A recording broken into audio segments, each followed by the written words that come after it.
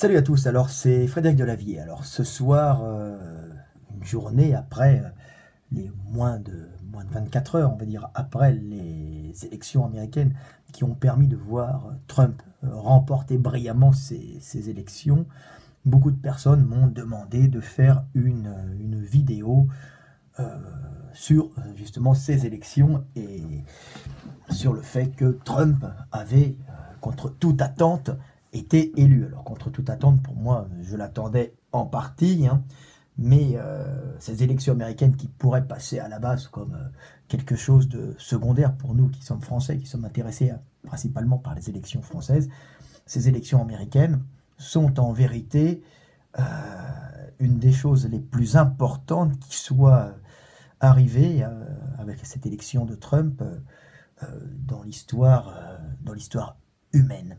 Alors, c'est pas Trump en lui-même, hein, c'est pas Trump en lui-même qui est phénoménal, hein. Ce qui est phénoménal dans cette élection, c'est le fait que pour la première fois au monde, un peuple, une démocratie, on va dire, une démocratie d'un grand État, hein, un peuple, on va dire, un peuple d'un grand État dit démocratique, choisissent réellement le dirigeant qu'elle désire sans être influencé par les médias qui appartiennent généralement ou globalement à l'oligarchie et les médias qui font en fin de compte l'opinion. Ce que nous pensons être des médias d'information euh, sont en vérité des réseaux d'influence dirigés par nos dirigeants, par nos oligarques, par les castes dirigeantes ou par des groupes d'actionnaires ou des oligarchies financières ou des puissances économiques, hein, internes au pays des fois, hein. Et là, c'est la première fois qu'un État, hein, qu'un grand État, voit ce système de propagande diffusée d'une façon sournoise par les médias, hein, ne plus être efficace. Donc on peut s'apercevoir que les politiques qui étaient mis en place, hein, les hommes politiques et leurs politiques, qui étaient mis en place par des gros groupes de puissance, hein, grâce aux médias qui leur appartenaient, n'ont plus aucune puissance pour influencer le peuple. Et c'est en ça où l'élection de ces élections présidentielles américaines sont sont un véritable tremblement de terre, sont un véritable changement dans la façon dont le peuple peut enfin choisir son avenir. C'est-à-dire qu'il le choisit réellement. Avant, il a l'impression de choisir, car il va choisir ce que les médias appartenant aux puissances finançant les politiques qui leur obéissent veulent qu'ils choisissent. Donc, on voit un changement radical. Alors, j'avais fait un petit texte, hein, rapidement, je fais mes textes, hein, il est tard. Là, je suis à l'hôtel, je viens de faire une conférence, donc je me devais de faire cette vidéo. Alors, c'est une petite vidéo un peu bâclée, mais c'est pas grave, hein, je suis fatigué, j'ai roulé 450 km, ensuite j'ai enchaîné sur une conférence. Donc là, dans ma chambre d'hôtel, rapidement, avant de repartir demain pour une autre conférence, je vous fais cette petite vidéo pour essayer de vous instruire. Alors, j'ai fait mon petit texte. Alors, Trump, c'est une révolution planétaire. Trump, c'est une victoire fondamentale dans l'histoire du monde. C'est la victoire de la décision du peuple libéré de l'influence des médias aux ordres de l'oligarchie. C'est la victoire de la conviction intime du peuple grâce à l'émergence des réseaux sociaux. Mais attention, ça ne veut pas dire que celui-ci sera élu, que celui qui sera élu sera efficace. Mais c'est la première fois au monde que le peuple d'une grande puissance vote libéré de l'influence des médias achetés par l'oligarchie. Donc la victoire de Trump, ça ne veut pas dire que Trump va être excellent. Je vous ai déjà expliqué qui était Trump, qu'est-ce qu'il y avait derrière Trump au niveau puissance énergétique, hein, je vais peut-être en reparler un peu là. Mais ce qui est fondamental, ce qu'il faut retenir, c'est que les politiques n'ont plus de puissance. Les grosses puissances qui financent les médias pour faire élire les politiques grâce à la propagande que les journalistes payés par les médias diffusent, n'ont plus aucune puissance sur le peuple, le peuple par les réseaux sociaux, grâce à l'information qu'elle acquiert en communiquant, c'est-à-dire le peuple peut communiquer entre ces éléments, donc les éléments du peuple peuvent communiquer entre eux, donc les petits, les moyens, pas forcément les dirigeants, communiquent entre eux, hein. L'information va dans tous les sens, elle monte, elle descend, elle se déplace horizontalement, donc les gens peuvent être instruits.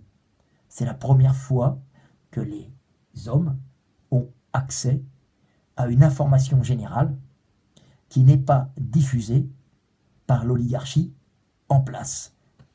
Donc c'est quelque chose de fondamental dans l'humanité. C'est ce que je dis, c'est l'homme entre, c'est-à-dire l'humanité entre dans l'âge d'homme. L'âge d'homme, c'est-à-dire que l'humanité n'est plus un enfant, elle peut enfin choisir en toute conscience, c'est-à-dire au moins avec un réel libre arbitre, hein, le chemin qu'elle prendra en élisant le politique qui semble lui convenir. Et un politique comme Trump qui ne fait pas partie de l'oligarchie et qui n'est pas soutenu par les médias. Il n'y avait qu'à voir tous les médias américains comme ils critiquaient Trump, comme ils l'attaquaient, et malgré ça, Trump est quand même passé, car sur les réseaux sociaux, les gens, les hommes, parlaient entre eux, et en fin de compte, ne portaient plus attention aux médias qu'ils savaient inconsciemment pourris. Ils savaient que les médias, c'était de la propagande. Avant, à l'époque, par exemple, des communistes, hein, on va dire des soviétiques, il y avait une propagande, comme à l'époque nazie, il y avait une propagande véhiculée par les médias d'État. On savait qu'ils étaient d'État, il y avait une propagande. Maintenant, on a fait croire qu'on avait des médias libres qui étaient en vérité achetés par des puissances qui mettaient en place des politiques qui faisaient la politique favorable à ces puissances. Puissance énergétique, puissance interne au pays, puissance des fois externe. Bon, pour les États-Unis, c'est des puissances internes. Donc, on voit un réel changement et l'outil des réseaux sociaux est en fin de compte une façon pour l'humanité de se libérer de la propagande de l'oligarchie, des oligarchies.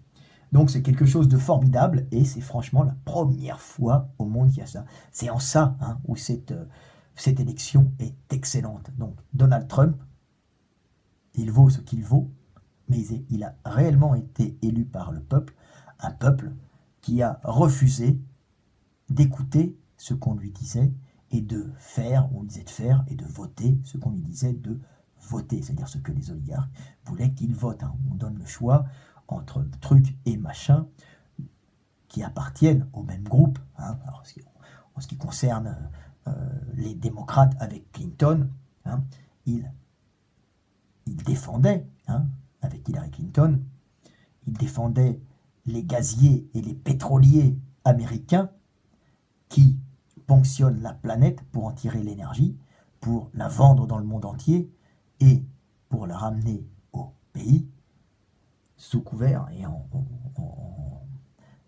grâce au complexe militaro-industriel qui permet de régner sur le monde, de menacer et en même temps de ponctionner ce monde et de gagner de l'énergie, de l'argent dessus et d'obliger des peuples, d'obliger des États à leur obéir, à réduire certaines productions, à en augmenter certaines d'autres. Donc, c'était une politique d'ingérence.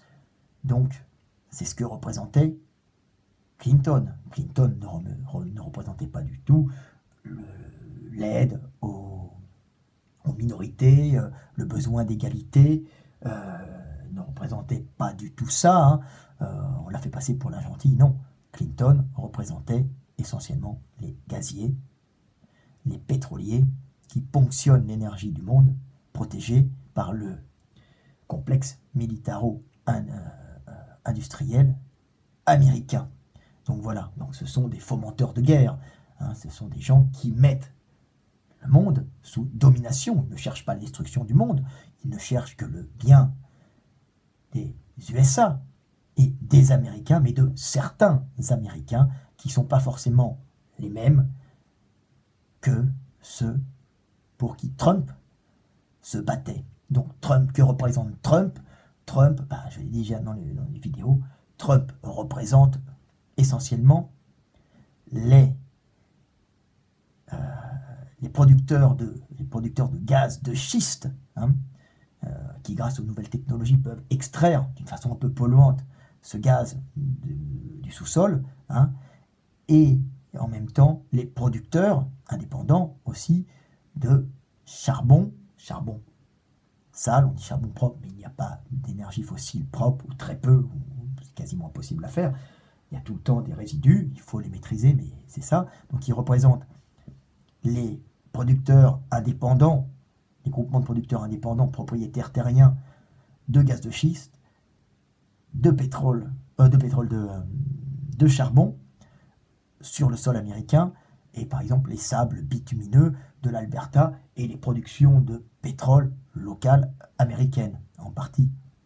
Donc ils représentent des lobbies extrêmement puissants, moins puissants que le lobby militaro-industriel associé aux producteurs et aux gaziers et aux pétroliers américains qui travaillent en extérieur de l'Amérique, mais ils représentent une puissance montante, puissance bridée, hein, par la taxation que faisaient les démocrates, hein, en taxant énormément le gaz de schiste et le charbon, et aussi en limitant l'importation de pétrole, des sables bitumineux, hein, parce qu'ils disaient que c'était polluant, ce qu'il est en partie, mais surtout, ils le taxaient à fond pour éviter une concurrence au pétrole et au gaz exploités en dehors du territoire américain. Donc on voit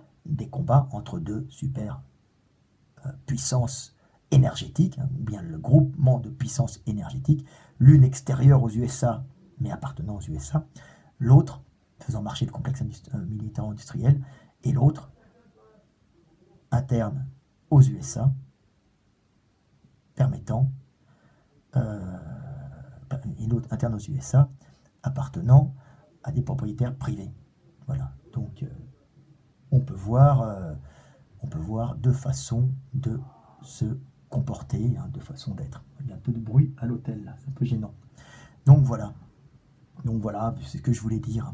Donc c'est une véritable lutte énergétique, hein. Ça ne représente pas le vilain milliardaire raciste, hein, et vulgaire, comme on entend parler aux informations à BFM, sur Antenne 2 ou ailleurs, hein, mais Trump représente des intérêts énergétiques très très importants, hein, et comme Clinton représente elle aussi des intérêts énergétiques très très importants, et non le droit de l'égalité aux minorités, minorités hispaniques, minorités d'afro-descendants, ou minorités gays et lesbiens, comme on a bien voulu nous le faire croire. C'est absolument pas ça, tout ça c'est de l'émotionnel pour faire passer des choses qui sont beaucoup plus fondamentales à l'humanité, qui sont l'énergie, et c'est une lutte pour l'énergie entre deux superpuissances énergétiques internes aux USA, l'une puisant à l'extérieur des USA son énergie et l'autre la puisant en intérieur.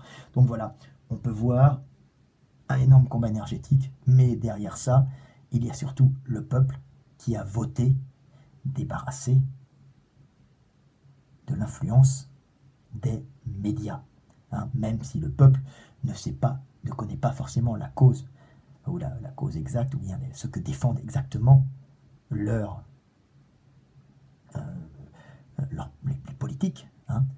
Le peuple, au moins, s'est débarrassé des médias et a voté ce qu'il pensait être bon, même s'il n'a pas forcément toutes les informations. Donc il ne vote plus comme on lui dit de voter, comme le pouvoir lui dit de voter. Il vote en réaction à ce qu'il sent. Alors il peut se tromper, mais il n'est plus sous influence. Alors évidemment, il est surchargé, le peuple, grâce aux réseaux sociaux, d'informations justes, d'informations fausses. On trouve tout maintenant sur les réseaux sociaux, les gens peuvent communiquer entre eux.